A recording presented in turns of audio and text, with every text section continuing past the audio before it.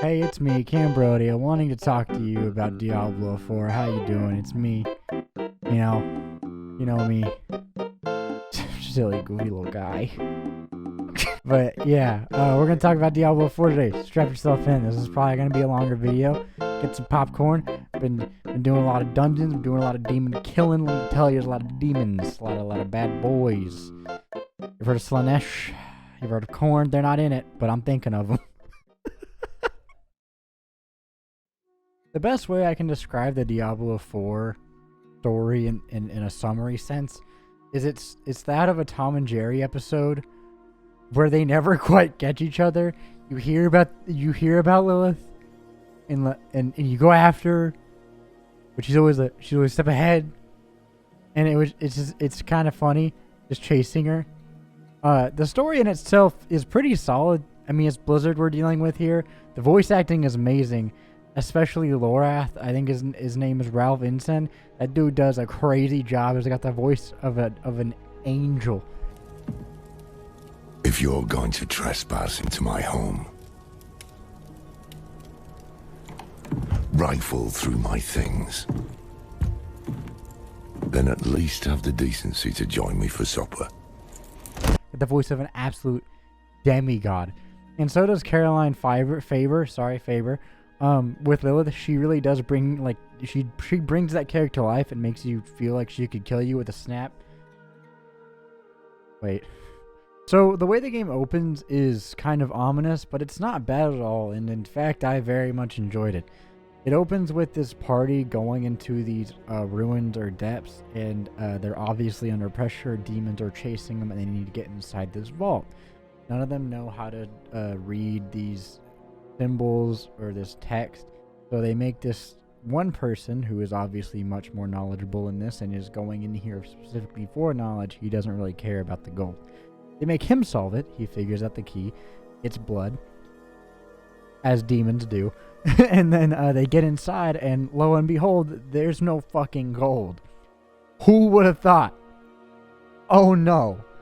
So they sacrifice one of their members once they get inside and lock him out with the demons that were chasing them, and it is presumed that he is dead. Now, there's no gold. They get mad at the knowledge-seeking guy, and then this is where Elias appears, the big bad guy Elias. Creepy-ass looking guy. Dude looks like Squidward. Squidward didn't have the nose. And he sacrifices all of them, promising the knowledge guy knowledge if he gives him what he needs. He obviously doesn't give him knowledge, he just fucking kills him. And then Lilith is summoned through the gate that is there, and that is your intro cinematic saying, hey, here's what's going on, throws you straight into it. I have no idea how an animation of this type is made this well. This is mind-bogglingly like a well-made cinematic. I can't even comprehend the amount of work that went into this, and it's insane to me. Everything looks so crisp. The voice acting is amazing. The cinematography is great. The way that the people move feels insanely real. And it's just a perfect it's crazy. This opening is awesome. After this, you're thrown into another cinematic where your character is going through the snow and has a horse, and then goes through a forest where it shows these ominous shots of rib cages and bones, and it's just very alluding to some type of danger. You get off your horse spooks and freaks the hell out and runs off. It is implied that your horse dies, and then you go check on it. Holy shit, it's dead. And without a steed, your character's kind of boned. And so they go find shelter in a cave where they should have died. But there is this figure watching over them. It's a wolf. Half of its face is torn off. It is obviously some type of sign, some type of greater being looking at you, and you survive the night. And then you venture into a town, and this is where the first actual gameplay kind of comes in, and you are taught how to play the game. And there is no harsh tutorial, which I very much enjoyed. I do not like those dumbass tutorials where it, like, you just sit there for 5 minutes where it just tells you what to do, not in a fun way. The only time I've ever liked that is the Far Cry 3 Bad Dragon tutorial. Blood Dragon. Blood Dragon. Not bad. God damn it, Cambry. God. Where it's ironic and dumb as shit. So I very much enjoyed that. Thank you, Blizzard. You did good on that. Some of your PR things you did not do so good on. And also, some of the Overwatch things you did not do very good on. But you know, where you nail it, you nail it. And then, this is where you're introduced pretty much to your first gameplay quest. You walk up to this village, and then there is a madman talking about demons in this house, and you're like, oh my god, what's going on? The villagers that are kind of comforting him tell you, oh, this is Iosif, he's just fucking insane.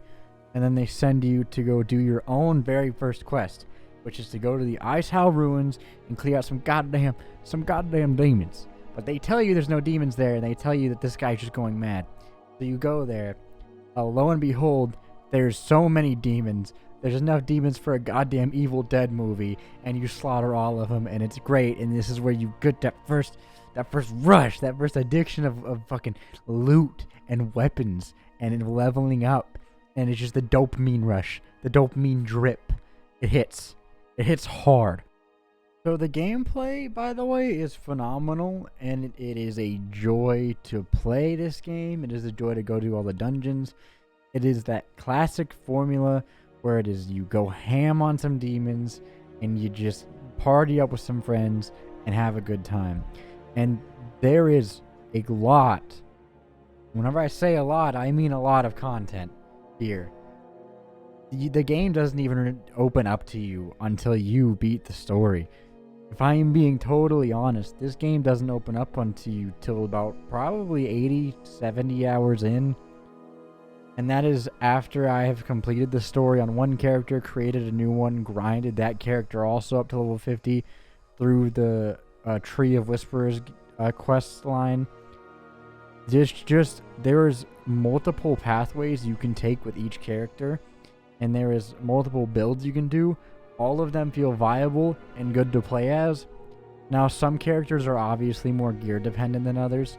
If I am being honest, whenever I played as Necromancer, this game was very easy. There's really no other way to put that. The game was pretty easy. He is not very gear dependent as a character. His abilities are just genuinely good. And the Barbarian is very gear dependent, and he felt kind of weak in the early game. Maybe that was just how I played him. Maybe I built him wrong. But as I got him to the end game, he definitely scaled and got a lot better. So some characters are much more gear dependent than others, I feel like. With that being said, all of the classes are fun to play. No class is by means any more fun than the other one. To be fair, I've played two classes, but from my experience playing with friends and my experience hearing their thoughts on it, their conversations about it, the Druid and the Rogue are still fun to play just as much as the Barbarian and Necromancer. Barbarian. But they just have different gameplay styles, and it's in a very well done way. If you want a group of bad boys, personally, me as Necromancer, I got my boys Jimmy, Taylor, Sam, Swifty, Ezekiel, and Bartholomew, and we go tear it up. Now that's just me. I'm a Necromancer main. I like raising Skelly boys to go fuck people up. I also had a great time on the Barbarian though. I can walk into a dungeon and whirlwind the shit out of it and kill all of the bad guys. Fuck books. Oh, no. Books are for pussies. No. Go hit the gym. And it's just as fun. Just two completely different gameplay choices. And that's honestly another thing that I think they did great. I think that all the classes have enough variety to be different, and I think that they all have enough skills and abilities and versatility to be fun to play, no matter who you are. And that is hard to do. You know, Blizzard may be kind of scumbags, but they're fun to play. So after you get yourself acquainted with your class in this dungeon, and you defeat the main boss of it, there's a little rope. You climb the rope. You go back to the town, and you tell the villagers, "Hey, I did what you asked me." And they're like, "Oh, dude, that's sick, dude. Like, let's party." And so they offer you beer. You drink the beer. Turns out it's roofied. Was not expecting that. Was not expecting that. And then your character passes out, and this fucking goober named Oswin comes and gets you and wheels you off. And then the crazy man that you saw from earlier, Iosif, guess what? He saves your ass, dude. Comes up, bonks him on the head, and then saves you. And then your character wakes up and he's like, dude, get up. We gotta fight these bitches. So what you do as any normal other Diablo character would. You get up and you slaughter them mercilessly. Mercilessly. That's the word I'm looking for. So then after you kill all of the dudes, all the guys that are ambushing you, you talk to Iosif, and then he tells you, dude, I'm not crazy. There's actually demons and shit, and I saw them. And then your character is like, oh my god, no way. That's crazy. Guess what I saw? And then your character like throws up blood, and these blood petals come out. And then Iosif looks at you, and he's like, you're connected to Lilith now. And then you're like, oh my god.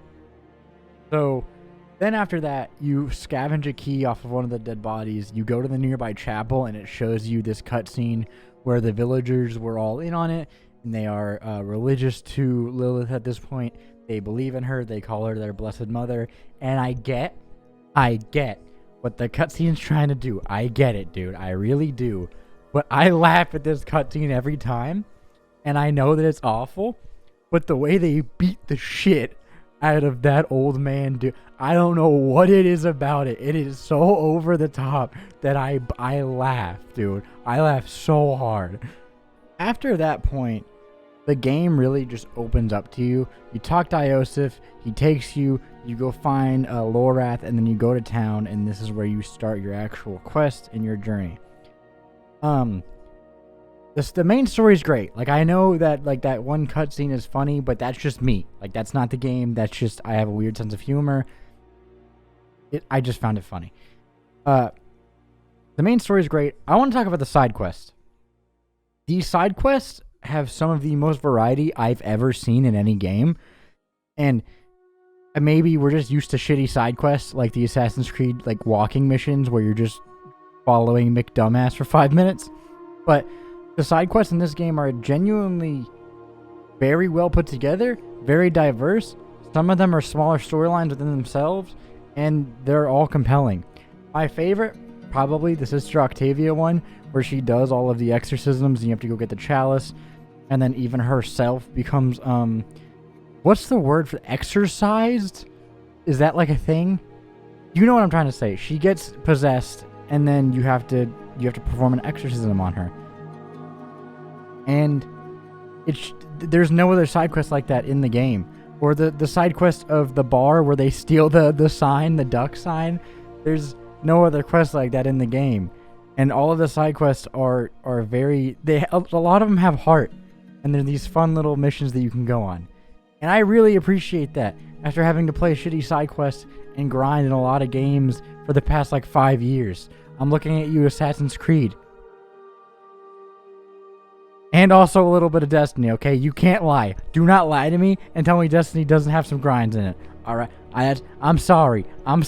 But you know I'm right. Now, at this point in the game, whenever you're running around doing your own thing, completing side quests, and also participating in events, this is peak Diablo dopamine drip. This is peak loot addict. This is peak like tweak and crack fiend for higher item power. This is whenever Diablo grabs a hold of you, sits you down in a chair, and goes, you're playing this game for the next 2 weeks, you bitch.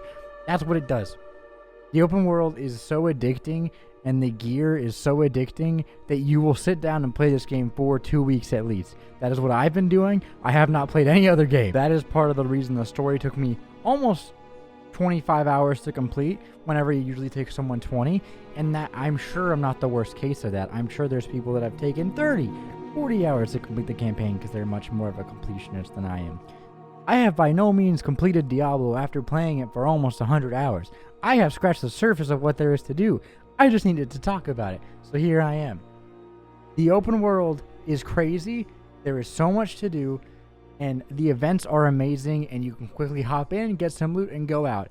And that is the addiction, is that constant need to get better equipment, to make your character better, to go PvP, to go do nightmare dungeons, to go fight Lilith and upgrade your world tier, to go get the legendaries that you need for the build that you're doing, to go get the Paragon points, to go level up. It's just, it all amalgamates into this pyramid that you just have to climb. I go play it. I can't explain it. And getting the equipment for your guy is the fun part, but I also wanted to go over the skill trees and how diverse they actually are.